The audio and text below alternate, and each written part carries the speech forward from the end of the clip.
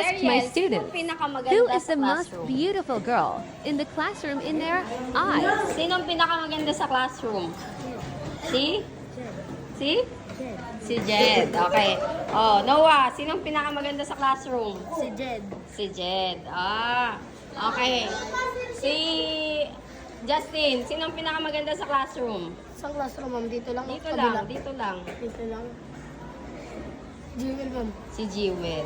Okay, Matuid, sinong pinakamaganda sa classroom? Hani ka, ma'am. Si Anika. O, ikaw, Faro, sinong pinakamaganda sa classroom? Raiden. Sino? Dito lang. Jed, ma'am. Si? Jed. Si Jed. Oh, Lance, ikaw. Si Jed, ma'am. Sino? Si Jed. Si Jed. Kailan yun? O, Jansen, sinong pinakamaganda sa classroom? Jed, ma'am. Si Jed. Juan, sino pinakamaganda sa classroom? Dito to. Ano nga? Si Jed, ma'am. Wala. Si Jed. Wala. Ay, kay Jefferson, sino? Si Char. Si Char. Luke, sino pinakamaganda sa classroom? Si Jed at saka ikaw, ma'am. Ay, sorry naman. Yes. Sino pinakamaganda sa classroom? Hindi ko po alam. Hindi mo alam? I don't know. Bakit?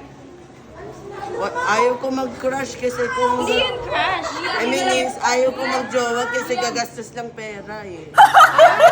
Hindi. Kung sino pinakamaganda lang. Hindi ko po alam. Hindi mo alam. Sige.